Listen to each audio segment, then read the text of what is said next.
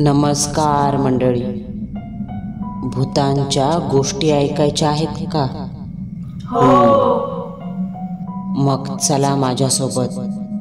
कुठे? भूतांच्या जगात. इतर यूट्यूब चॅनेलसाठी सूचना. आपल्या भूतांच्या जगात या चॅनेलवर प्रकाशित होणाऱ्या सत्य अनुभवांचे कॉपीराईट चॅनेलकडे असून कोणत्याही हिंदी अथवा मराठी चॅनलने विना परवानगी येथील सत्य अनुभव त्यांच्या चॅनेलवर प्रकाशित करू नये. आपल्या सर्व सबस्क्रायबर मंडळींना नवरात्रीच्या हार्दिक शुभेच्छा. आपला आजचा सत्य अनुभव हा नवरात्रीनिमित्त सादर केला जात आहे. सदरील अनुभव एकविरा मातेच्या चमत्काराचा असून हा अनुभव आपल्याला राजकुमार यादव या वॉचमन दादांनी पाठवला आहे. आता नवरात्र सुरूच आहे. ठिकठिकाणी देवीचे उत्सव आणि जागर करण्यात येत आहे. म्हणून आजपासून काही अनुभवांमध्ये आपण त्या देवीची माहिती आणि तिचा आलेला सत्य अनुभव ऐकणार आहोत. आजच्या अनुभवाला सुरुवात करण्यापूर्वी आई एकविरेची रंजक माहिती पाहूया. जसं की एकविरा आई कारल्याला जाण्या अगोदर कुठे राहत होती, ती कारल्याच्या डोंगरावर का गेली, तिचं मंदिर कोणी बांधलं, आणि ही सगळी माहिती मला माझ्या आजीकडून मिळाली आहे. आई एकविरा ही आगरी कोळी जातीच्या लोकांची कुलदेवी आहे. आई माऊलीची कृपा, प्रेम भक्तांवर सदैव आहे. कोळी समाजाची जशी कुलस्वामिनी आई एकविरा आहे, तसेच महाराष्ट्रातील विशेषतः मुंबई, ठाणे, रायगड, कोकण, सोनार, पाठारे, चांद्रसेनीय, कायस्थ, ब्राह्मण, प्रभू, चौकळशी, पाचकळशी अशा अनेक समाजांची श्री एकविरा देवी कुलस्वामिनी असून श्रद्धास्थान देखील आहे. नवसाला पावणारी देवी म्हणून या आईची ख्याती आहे. तिला केलेला नवस कधीच अपूर्ण राहत नाही. म्हणूनच लाखो भक्त कारल्याला जाऊन आईच्या चरणी नतमस्तक होऊन साकडं घालतात. माझ्या आजीच्या सांगण्यानुसार एकविरा आई कारल्याला जाण्या अगोदर चौल आग्राव येथे राहत होती. चौलला शीतला देवी, चंपावती, महाकाली, कृष्णाई, महालक्ष्मी, मरुआई आणि एकविरा आई अशा 7 बहिणी होत्या. आई एकविरा ही त्यांची सर्वात धाकटी बहीण, म्हणून तिला मानपान कमी होता. या कारणामुळे आई एकविरा देवीने तिची मोठी बहीण म्हणजे शीतला देवीला असं विचारलं, तुम्हा सर्वांचा मानपान जास्त होतो आणि माझ्याकडे लक्षच दिलं जात नाही. मला सुद्धा मानपान भेटावा म्हणून मी काय करू? तेव्हा शीतला देवी आईने मोठ्या बहिणीच्या नात्याने धाकट्या बहिणीला म्हणजे एकविरेला सांगितलं, तुला सुद्धा मानपान पाहिजे असेल, भक्तगण तुझ्या दर्शनाला यायला हवे असतील, तर तू हे गाव सोडून दूर जा, म्हणजे भक्त तुला भेटायला येतील. म्हणूनच आई एकविरा देवी आग्राव गाव सोडून गेली. म्हणून आग्रावला एकविरा आईचं माहेरघर म्हणतात. आता आई एकविरा आग्राव सोडून गेली म्हटल्यावर कारल्याच्या डोंगरावर तिचं मंदिर कोणी बांधलं, याबद्दल थोडक्यात सांगायचं तर कारल्याच्या एकविरा देवीच्या मंदिराचा इतिहास पौराणिक कथेनुसार हे मंदिर पांडवांनी त्यांच्या वनवासाच्या काळामध्ये बांधलं. एकदा पांडव या पवित्र ठिकाणी आले असताना त्यांच्यासमोर प्रत्यक्ष एकविरा माता प्रकट झाली आणि तिने त्यांना इथे तिचे मंदिर बांधावे असा आदेश दिला. पण एका रात्रीत मंदिर बांधणे शक्य नव्हते. म्हणून पांडवांनी तपस्या करून 7 रात्रींची 1 रात्र करून हे मंदिर बांधून दाखवले, ज्यामुळे एकविरा आई त्यांची भक्ती पाहून प्रसन्न झाली आणि वनवासानंतरच्या त्यांच्या 1 वर्षाच्या अज्ञातवासात त्यांना कोणीही ओळखू शकणार नाही असा वर तिने पांडवांना दिला. चैत्र मासात एकविरा आईच्या मानाच्या पालखीचा मान हा एकविरा आईचे माहेरघर असलेल्या चौलच्या आग्रावकरांचा असतो. कारल्याच्या डोंगरावर एकविरा आई व तांबडी जोगेश्वरी माता म्हणजे दोघी नणंद भाऊजाई सोबत आहेत. एकविरा आईचा भाऊ काळभैरव आहे. दरवर्षी चैत्र पौर्णिमेला काळभैरवनाथांची पालखी निघते. आईचा भाऊ जेव्हा जातो तेव्हाच आई दरवाजा उघडते असं म्हटलं जातं. तर आता आपण लाडक्या एकविरा आईबद्दल जाणून घेतलंच आहे. आता वळूया अनुभवाकडे. अन्न, वस्त्र, निवारा या मानवाच्या 3 मूलभूत गरजा आहे. आणि आत्ताच्या काळातील सगळ्यात मूलभूत गरज म्हणजे निवारा. गावातून नुकतेच कामाकरता शहरात आलेली माणसं कमी किमतीत मिळणारे घर मागचा पुढचा विचार न करता लागलीच घेऊन टाकतात. पण त्यांच्या मनात हे प्रश्न येत नाहीत का घर विकत घेताना मालकाने हे घर इतक्या कमी किमतीत का दिले. कधी कधी हे कमी किमतीत विकत घेतलेले घर तुमच्या जीवनात एक मुसीबत घेऊन येऊ शकते. कारण त्या वास्तूत भूतकाळात अशा काही घटना घडून गेलेल्या असतात ज्या घटनांनी त्या वास्तूत एक अमानवीय कीड जन्म घेते. तिची पाळंमुळं त्या घरात वाढतात आणि हळूहळू ती कीड त्या घराच्या 4ही भिंती, वाहणारी हवा, साऱ्या वस्तूंवर स्वतःचं नियंत्रण मिळवते. मग अशा श्रापित वास्तूत कोणी राहायला गेलं का त्या भटकत्या आत्म्यांच्या वाईट ऊर्जा त्या वास्तूत राहणाऱ्या मानवाला त्रास देतात. त्या भीतीच्या त्रासाला कंटाळून घरमालक लागलीच घरं सोडून देतात.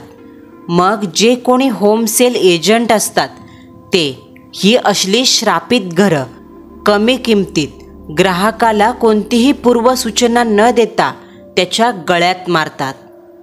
आजचा अनुभव देखील असाच काहीसा आहे. सदरील घटना कल्याणमधील एका बंगलो सोसायटीमध्ये घडली आहे. सन 2017.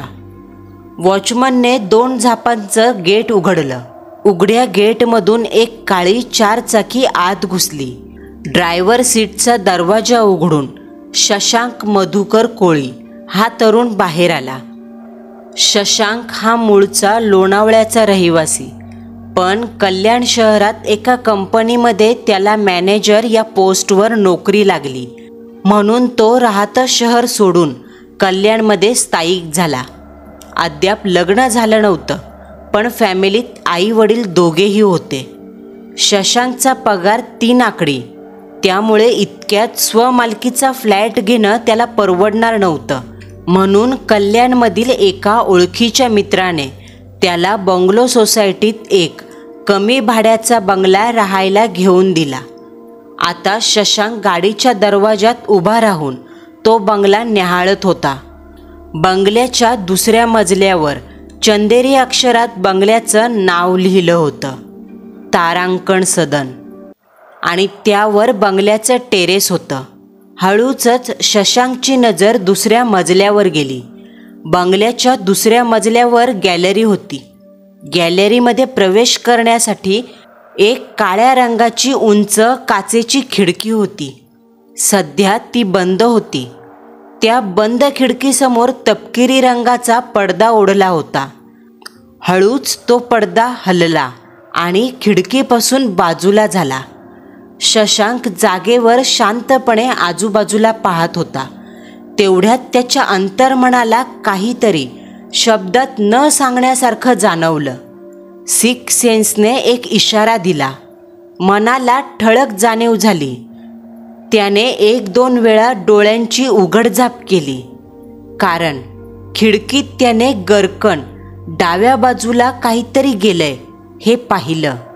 क्षणापुरतं शशांकला आपल्या नजरेतून काहीतरी सुटलंय असा भास झाला. तो खिडकीभोवताली असलेला तपकिरी रंगाचा पडदा हलत होता. जणू त्या पडद्याआडून आत्ताच कोणीतरी मागे सरकलंय. वॉचमन, शशांकने वॉचमनला हाक दिली. हां साहेब. वॉचमन गेट सोडून धावत तिथे आला. शशांकच्या चेहऱ्यावर संशयाचे भाव पसरले होते. मी यायच्या अगोदर बंगल्यात कोणी गेलं आहे का रे? त्या गॅलरीच्या खिडकीजवळचा पडदा हललाय. असं वाटलं कोणीतरी तिथं उभं राहून मला पाहतंय. आणि जसं मी पाहिलं तसं जे कोणी होतं ते मागे सरकलंय, शशांकने सांगितलं. त्यावर, नाही साहेब, सकाळच्या ड्युटीपासून मी गेटवरच आहे. बंगल्याच्या चारही बाजूने माझं लक्ष आहे, पण मला कोण दिसलं नाही, वॉचमनने सांगितलं.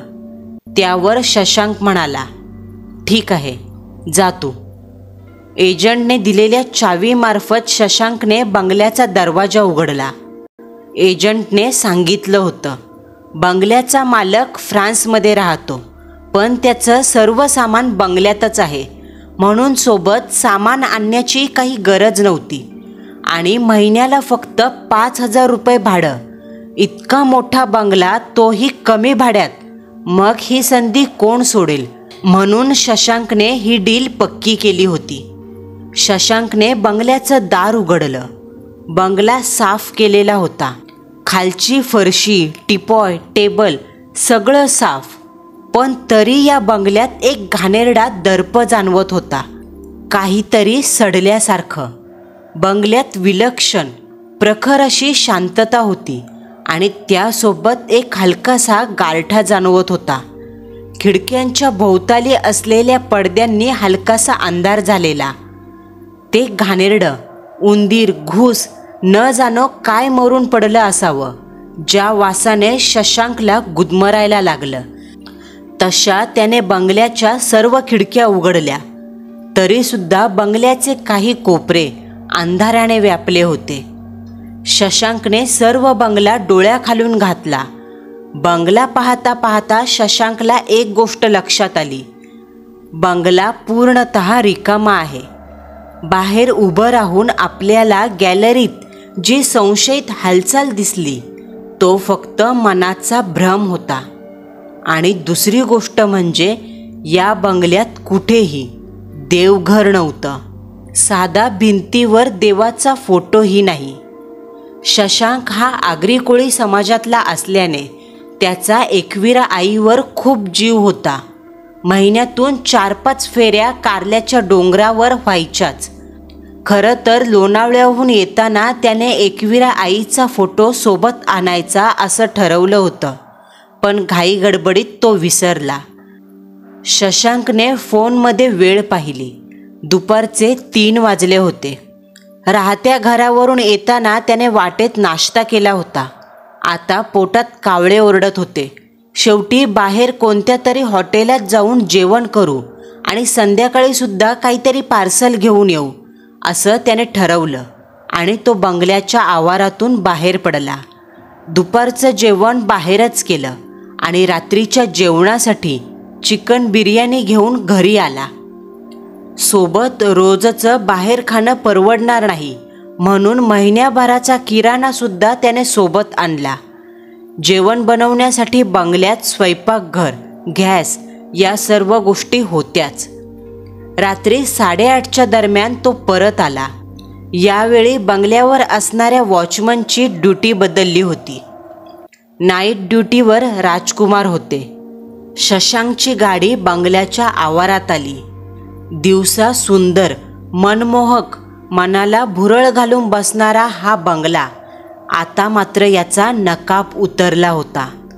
अंधाराच्या सावलीत ही वास्तू एखाद्या हैवानासारखी दिसत होती. शशांकने बाहेरून बंगल्यावर नजर टाकली. अंधारात बंगला एक भीतीचा अनुभव देऊन गेला. एक वेळ स्वतःशीच शशांक म्हणाला, कदाचित लाईट चालू ठेवली असती तर बरं झालं असतं. असं म्हणत दरवाजापाशी येऊन चावीने दरवाजा उघडायला सुरुवात केली आणि तोच असा आवाज करत दरवाजा अलगद उघडला. त्यात थंडगार, गूढ, गहिऱ्या शांततेत त्या बिजागऱ्या वाजल्याचा भयावह आवाज साऱ्या बंगल्यात घुमला. शशांकला चांगलं आठवत होतं का स्वतःच्या हाताने त्याने दरवाजा लावला होता. मग हा उघडा कसा? शशांकने वॉचमनला हाक दिली. नाईट ड्युटीवर आता दुसरा वॉचमन होता. त्याला विचारलं, बंगल्याचा दरवाजा उघडा कसा? कोण आलं होतं का माझ्याकडे?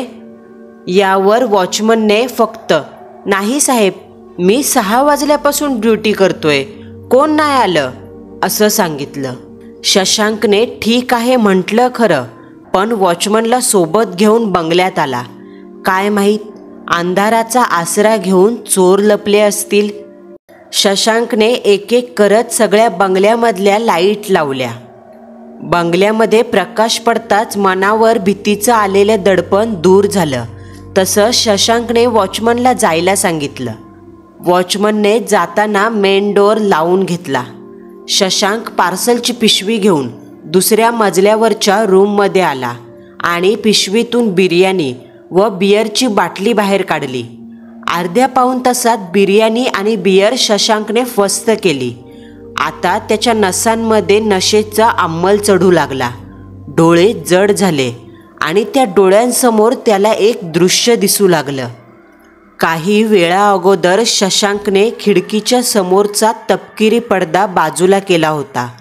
आता त्या काचेच्या खिडकी पलीकडे काळोखात एका व्यक्तीचं अस्तित्व दिसू लागलं. अंगावर व्हाईट कलरचा नाईट गाऊन, डोक्यावरचे केस पाठीवर आलेले. शशांकने एक वेळ स्वतःच्या मनाला प्रश्न केला, आपल्याला इतकी नशा चढली आहे? कारण समोर जी पांढऱ्या गाऊनमध्ये उभी होती ती एक स्त्री होती आणि तिचे सापाची शेपूट वळवळावी तसे केस पाठीवर वळवळत होते. शशांकचे जड डोळे याचं निरीक्षण करत होते. त्याची नजर तिच्या वळवळत्या केसांवरून हातावर गेली. शवघरात जेव्हा एखादं लावारिस प्रेत महिनाभर पडून राहतं तेव्हा त्याचं रक्त जसं काळं पडतं आणि कातडी निकामी होते आणि बर्फाच्या थंडाव्याने मेलेल्या मैताच्या कातडीचा रंग पांढरा होतो, अगदी तसाच त्या हातांचा रंग पांढरा फट्ट पडला होता आणि काळ्या रंगाच्या तट्ट फुगलेल्या नसा दिसत होत्या. शशांक जरी नशेत असला तरी त्याच्या मनात प्रश्नांनी काहूर माजवलं. ही बया कोण? आपल्या घरात काय करते? अच्छा, म्हणजे हीच ती जी आपल्या अगोदर दरवाजा उघडून घरात आली. नक्कीच चोर असणार, पण अंधारात कुठे लपून बसली होती? आपल्याला दिसली कशी नाही? ओय, कोण तू? शशांकचा आवाज नशेत जड झाला. तो बेडवरून उठला. समोर उभी ती स्त्री का आणखी काही होतं जिने शशांकचा आवाज ऐकला असावा आणि तिच्या देहाची हालचाल झाली. तिने गॅलरीच्या कठड्यावर दोन्ही हात ठेवले आणि मग एक पाय उंचावून ती कठड्यावर उभी राहिली. नशेत सुद्धा शशांकचे डोळे विस्पारले. त्याला वाटलं ही बया जीव देते की काय. ए थांब थांब असं म्हणत शशांक दारूच्या नशेत झुलत त्या गॅलरीपाशी आला. त्याने खिडकी उघडली. तेवढ्यात गॅलरीच्या कठड्यावर उभ्या त्या स्त्रीने दोन्ही हात हवेत उंचावले. सारं शरीर पुढच्या दिशेने खाली झोकून दिलं आणि कठड्यावरून खाली कोसळली. ओय! शशांक भीतीने ओरडला. झटक्यात नशा उतरली. ताड ताड धावत तो कठड्यापाशी आला. पोहोचताच नजरेला काय दिसेल? त्या वेड्या रक्ताच्या थारोळ्यात पडलेल्या बाईचं प्रेत, डोक्याची कवडी फुटून बाहेर पसरलेलं रक्त. शशांकने विस्पारलेल्या डोळ्यांनी, आव असलेल्या तोंडाने खाली पाहिलं आणि त्याच्या अंगावर सरकन काटा आला. कारण खालची ब्लॉकची मातकट रंगाची जागा रिकामी होती. त्यावर ना ती स्त्री ना तिचं रक्त. शशांक धक्का बसलेल्या अवस्थेत विस्पारलेल्या नजरेने खाली पाहत होता. तेवढ्यात साहब, अचानक त्या भयतंद्री लागलेल्या अवस्थेत वॉचमनचा आवाज आला. शशांकने घामजलेल्या चेहऱ्याने वॉचमनकडे पाहिलं. हं, काय? शशांकने विचारलं. क्या हुआ? आप चिल्लाए, इसीलिए मैं दौड़ के चला आया. वॉचमनने शशांककडे प्रश्नार्थक नजरेने पाहिलं. सुकलेल्या गळ्यात आवंढा आणत शशांक म्हणाला, नाही, काही नाही. जा तू ड्युटी कर. जी साहब असं म्हणत वॉचमन निघून गेला. शशांक त्याला सांगणार तरी काय? मी दारू प्यायला बसलो होतो आणि इथे एक बाई उभी होती जिने कठड्यावरून खाली उडी मारली आणि आता खाली कोणीच नव्हतं. शिट यार, आज तर जाम चढली आहे मला. काय विचित्र भ्रम होत आहेत. झोपतो आता गप, शशांक स्वतःशीच म्हणाला आणि पुन्हा एकदा खाली जाऊन त्याने सर्व दारं खिडक्या बंद आहेत ना हे चेक केलं. बाथरूममध्ये जाऊन तोंड धुतलं आणि बेडवर येऊन आडवा झाला. शेवटी 12:15च्या दरम्यान त्याला झोप लागली. दुसऱ्या दिवशी सकाळी 7:30 वाजता तो उठला. काल रात्रीचं सगळं प्रकरण तो पार विसरून गेला. तसाही आज ऑफिसमध्ये पहिलाच दिवस म्हणून उशीर न करता तो ऑफिसला गेला आणि रात्री साधारण 7:45 वाजेपर्यंत घरी आला. स्वयंपाक बनवता येत होताच म्हणून फ्रेश होऊन त्याने स्वतःसाठी काहीतरी बनवलं. भांडी वगैरे घासून साधारण 10:45च्या दरम्यान तो पुन्हा झोपायला आला. दिवसभराच्या थकव्यामुळे त्याला चांगलीच झोप लागली. कासवाच्या चालीने अंधार सरत होता. भिंतीवर लावलेल्या घड्याळातला सेकंद काटा टक टक असा रहस्यमय आवाज करत होता. मध्यरात्री 3ची वेळ. सारं जग झोपेच्या अधीन. प्रखर असा सन्नाटा चारही दिशेला पसरला होता आणि त्यात आपल्या बेडवर शशांक डोळे मिटून शांत झोपला होता. तोच झप असा आवाज झाला आणि हॉलमधल्या टीव्हीची स्क्रीन उजळली. कोणता तरी चॅनेल टीव्हीवर प्ले झाला होता. टीव्हीचा प्रकाश साऱ्या हॉलमध्ये पसरला आणि अचानक टीव्हीची केबल गेली. स्क्रीनवर मुंग्या येऊ लागल्या. तोच सोफ्याच्या बाजूला एक कुंडीचं टेबल होतं. ती कुंडी आपोआप जमिनीवर पडून फुटली. टेबलही जमिनीवर पडलं. किचनच्या बाजूला ट्रॉली डेस्क होते ज्यात चमचा ताटं ठेवली होती. तो डेस्क आपोआप उघडला गेला. बाजूचं फ्रीज आपोआप उघडलं गेलं. फ्रीजमधून निळा प्रकाश बाहेर पडू लागला.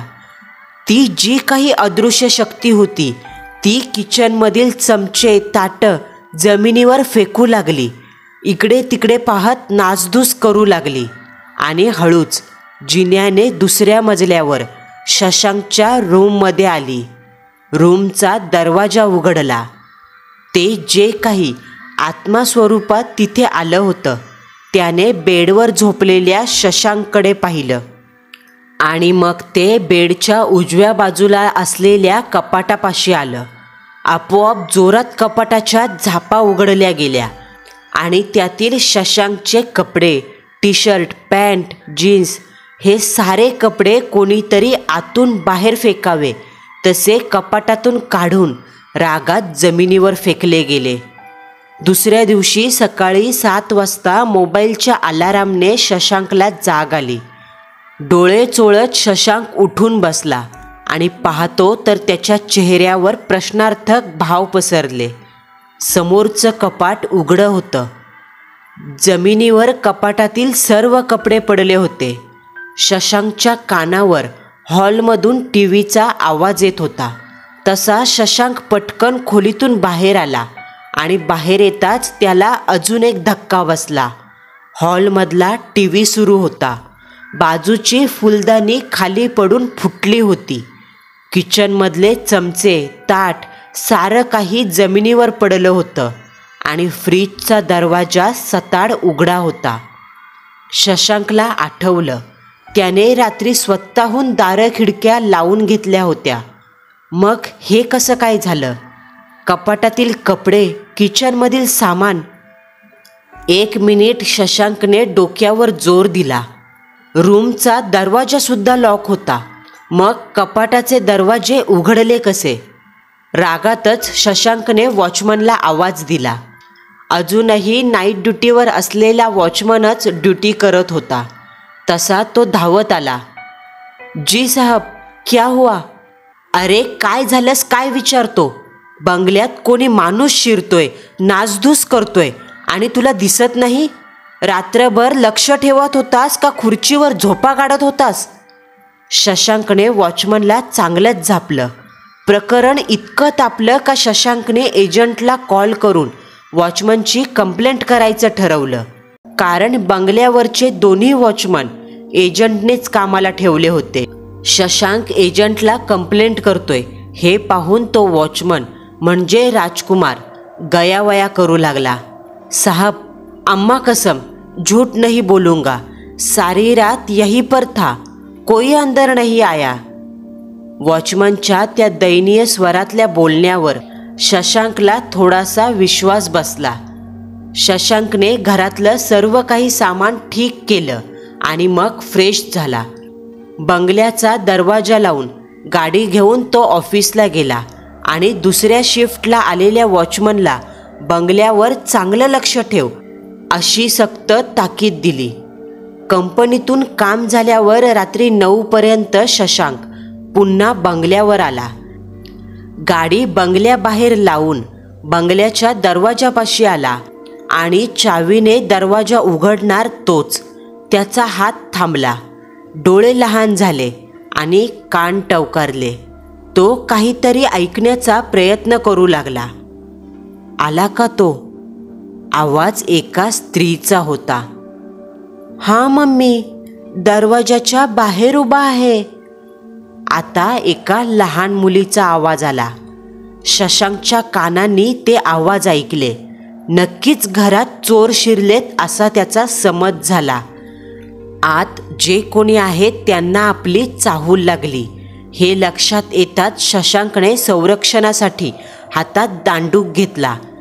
दूर दरवाजात उभा असलेला वॉचमन शशांकच्या या हालचाली रेखाटत होता. शशांकने चावी लावून अलगद दरवाजा अनलॉक केला आणि झपकन दरवाजा उघडून हॉलमधले दिवे लावले. संपूर्ण हॉलमध्ये प्रकाश पडला. शोधक नजरेने हातात दांडूक घेऊन फुललेल्या श्वासांनी शशांक आजूबाजूला त्या दोघींचा शोध घेऊ लागला. पण काय आश्चर्य, संपूर्ण हॉल रिकामा.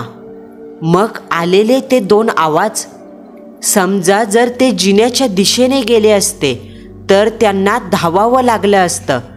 पावलांचा आवाज हमखास कानावर आला असता आणि जिना इतका लांब होता का त्या दोघींच्या आकृत्या दरवाजा उघडताच नजरेस पडल्या असत्या. मग एवढूशा वेळात या दोघी गेल्या कुठे? जमिनीने गिळलं का हवेत उडाल्या? शशांक जागेवर उभा राहून विचार करतच होता. या बंगल्यात येऊन त्याला अजून आठवडाही झाला नव्हता आणि 3 दिवसात या 3 विचित्र घटना घडल्या ज्यांनी त्याचं डोकं बधीर केलं. शशांक आपल्या गहन विचारात बुडाला. तोच त्याच्या मागून दरवाजातून कोणीतरी वेगानं आलं आणि त्याने आपला हात शशांकच्या खांद्यावर ठेवला. दचकत भीतीचे भाव चेहऱ्यावर आणत शशांकने मागे पाहिलं. श्श, तू. शशांकने सुटकेचा श्वास सोडला. मागे वॉचमन होता. क्या हुआ साहब, आपके हात में लाठी? वॉचमनने विचारलं. तसा त्याच्या तोंडून देशी दारूचा वास बाहेर पडला. त्याला असं दारू पिलेलं पाहून शशांकच्या तळपायाची आग मस्तकात गेली. आता ते पण तू मला विचार. अरे तुम्ही वॉचमन आहात की काय? घरात एक बाई आणि मुलगी घुसते, तुम्ही कसले पहारा देताय? असं म्हणत शशांक 3 दिवसात जे काही विचित्र प्रकार घडले ते सारे वॉचमनला सांगू लागला. जे ऐकून वॉचमनची भीतीने गाळण उडाली. घशाला कोरड पडली. वॉचमन थरथरत्या आवाजात म्हणाला, साहब, जरा बाहेर चलता का? तो वॉचमन आपले भेदरलेले डोळे बंगल्याच्या 4ही दिशेला फिरवत हळू आवाजात म्हणाला. त्याच्या चेहऱ्यावरची भीती आणि बदललेला आवाज पाहून शशांकचा राग कुठच्या कुठे निघून गेला. तसा तो वॉचमन बरोबर बाहेर आला. बाहेर येताच वॉचमनने शशांकला एक माहिती सांगितली. साहब, मी गेली 6 महिने इथं काम करतोय. माझ्या अगोदर नाईट पाळीवर माझा मित्र इथे कामाला होता. त्याने मला सांगितलं, इथं 10-12 वर्ष अगोदर एक ख्रिश्चन बाई राहायची, तिच्या एकुलत्या एक पोरीसोबत. तिचा नवरा बाहेरच्या देशात कामाला होता आणि अशात एके दिवशी तिला समजलं तिच्या नवऱ्याचं बाहेरच्या देशात दुसऱ्या बाईबरोबर लफडं आहे. हे जेव्हा त्या बाईला समजलं तेव्हा तिने घरातल्या सगळ्या सामानाची फेकाफेक केली. रागाच्या भरात स्वतःच्याच पोरीचा गळा आवळून तिला मारून टाकलं. आणि तो वरच्या मजल्यावरच्या गॅलरीचा कठडा दिसतो का, तिथून रात्री 2 वाजता तिने खाली उडी मारून जीव दिला. हा बंगला श्रापित आहे साहेब. दिवसा चांगला आणि जशी रात होते तसा तो रूप बदलतो साहेब. ही चेष्टा होते. ती बाई आणि तिच्या पोरीचा आत्मा इथंच भटकतोय. माझा ऐका, तुम्ही बंगला सोडून द्या. तुमच्या अगोदर पण खूप जण आले होते, पण 2 आठवड्यापेक्षा जास्त कोण टिकला नाही. शशांकने त्याचं सर्व बोलणं ऐकून घेतलं. खरं तर शशांकचा भूताखेतावर विश्वासच नव्हता आणि त्यात वॉचमनच्या तोंडाला दारूचा वास येत होता. त्यामुळे शशांकला वाटलं हा बेवडा नशेत काहीतरी ओकतोय. शशांकने वॉचमनलाच 2-3 शिव्या हासडल्या. चांगलं झाप झापलं आणि पुन्हा बंगल्यात आला. फ्रेश होऊन स्वतःसाठी त्याने खिचडी भात बनवला आणि झोपायला निघून गेला. बेडवर पडला तरी त्याला झोप लागेना. वॉचमनने सांगितलेली हकीकत डोक्यात भिंगत होती. कल्पनेमार्फत डोळ्यासमोर ते चित्र उभं राहत होतं. याचा अर्थ आपल्याला गॅलरीत दिसलेली ती मुलगी, रात्री कठड्यावरून खाली उडी मारलेली ती स्त्री, दरवाजे खिडक्या बंद असताना सुरू झालेला TV, कपाटातून बाहेर फेकलेले कपडे, या सगळ्याची कडीला कडी लागू लागली आणि अशात त्याला शेवटी एकदाची झोप लागली. अशा प्रकारे 3-4 दिवस निघून गेले, पण येणारा प्रत्येक दिवस त्याला चमत्कारिक आणि घाबरवून सोडणारा अनुभव देऊन जात होता. किचनमध्ये जेवण बनवताना अचानक चालू केलेल्या TVचा आवाज वाढायचा. आपोआप चॅनेल बदलले जायचे. घरात वावरताना आपल्या व्यतिरिक्त एका अनोळख्या अदृश्य अस्तित्वाची चाहूल लागायची. जागेवर ठेवलेल्या वस्तूंची दुसऱ्या दिवशी जागा बदलायची, कोणीतरी हलवल्यासारख्या. पण एक गोष्ट मात्र विशेष, या घरामध्ये स्वतःच्या मर्जीसारखं काहीच करता येत नव्हतं. मध्येच काळोखातून लहान मुलीच्या रडण्याचे, हसण्याचे आवाज यायचे. किचनचे, बाथरूमचे नळ, शॉवर बंद केले असता मध्यरात्री आपोआप चालू व्हायचे.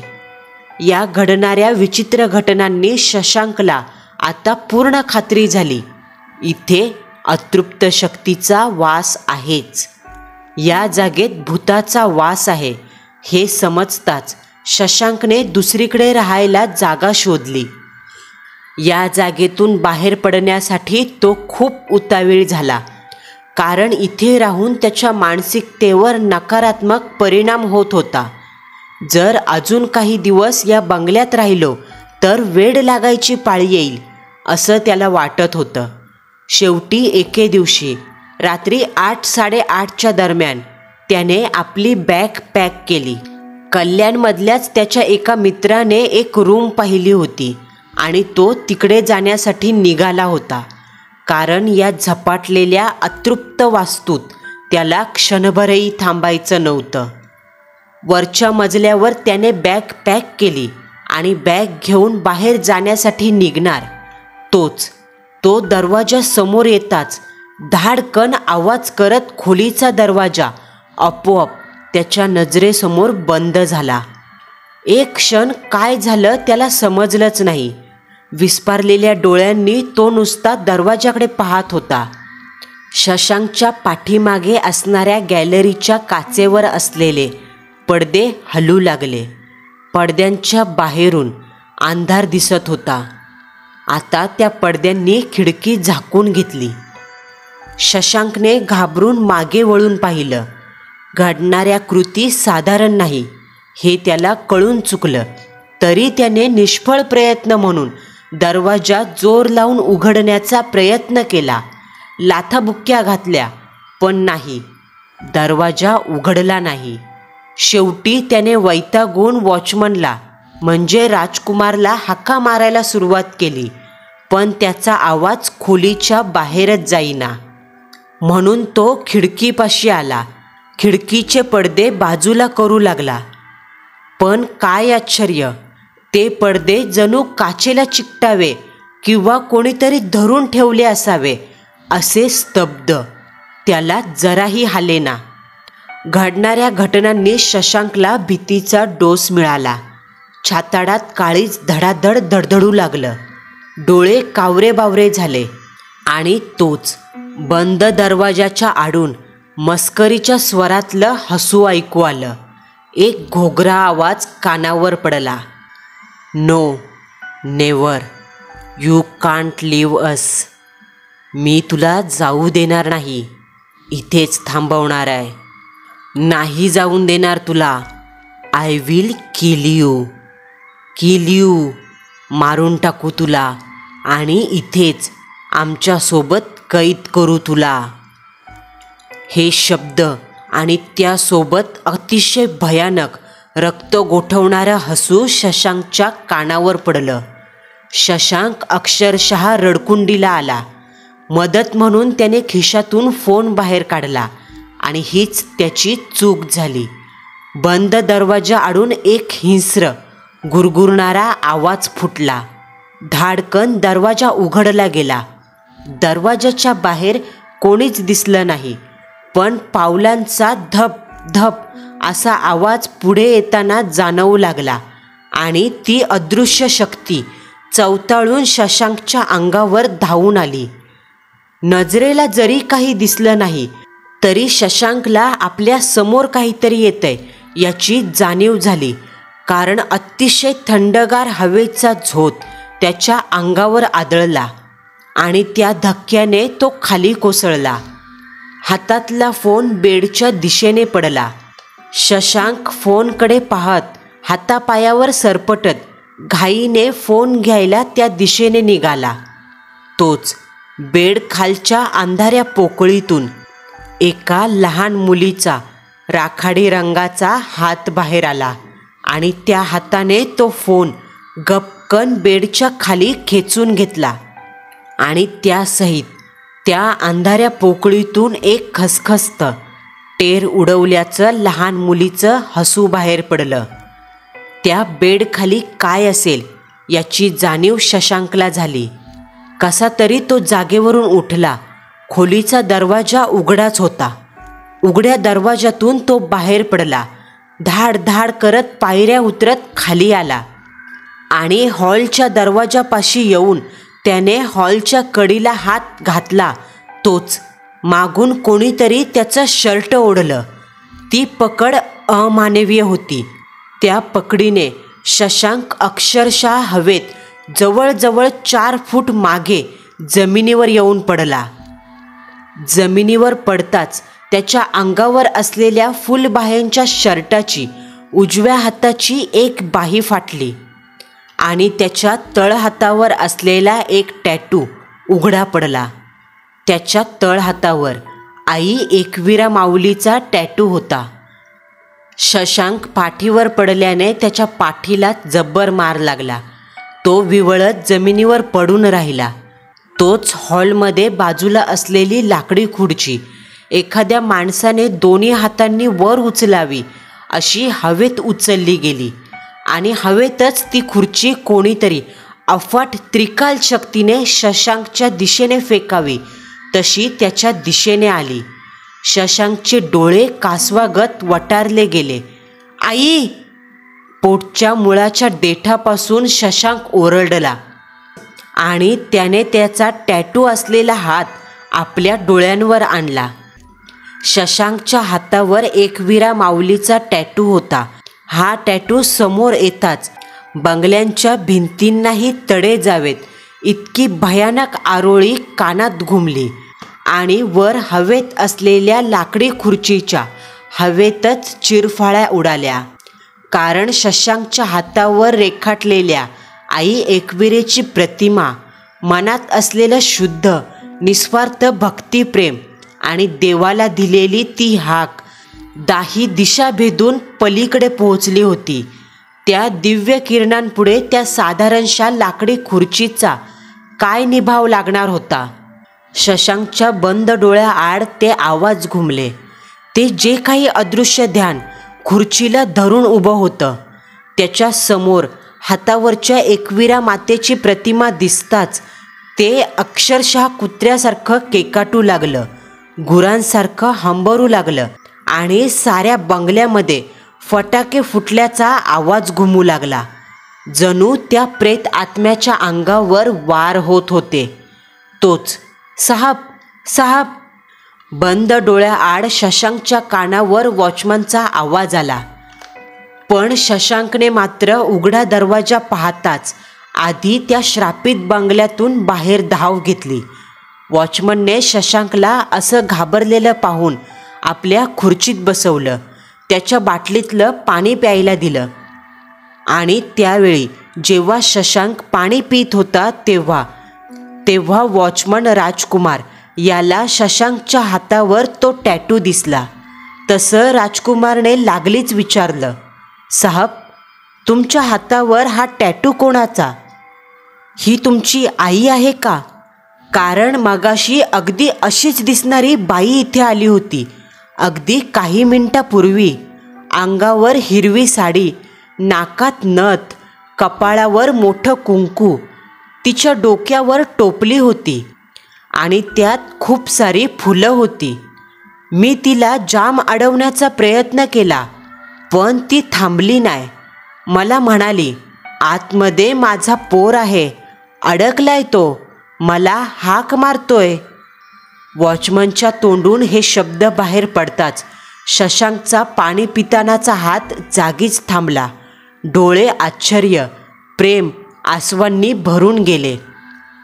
वॉचमन पुढे सांगत होता, साहेब, मी त्या बाईला आतमध्ये जाऊन दिलं नाही, म्हणून त्या बाईने तिच्या टोपलीतली 2 झेंडूची फुलं दरवाजावर फेकली आणि मला एकदम रागात हुकूम दिला, दरवाजा खोल आणि आत जा. माझं पोर संकटात आहे, बाहेर आण त्याला.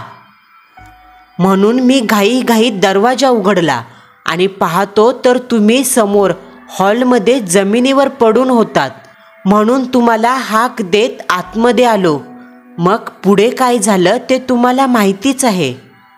शशांकच्या डोळ्यातून घळाघळ अश्रू बाहेर पडत होते. शशांकने लागलीच हात जोडत त्या वॉचमनला विचारलं, तुला नक्की खात्री आहे का ती बाई हीच होती? असं म्हणत त्याने हातावरचा टॅटू दाखवला, ज्यावर वॉचमनने, मा कसम साहेब, हीच बाई होती. तुमची आई आहे का ती?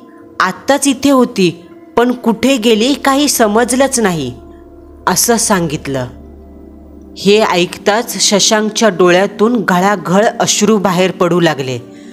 जो वॉचमन तिला एक साधारण बाई समजत होता, त्याला हे कुठे ठाऊक, ती साधी बाई नाही, आईचा अवतार होता.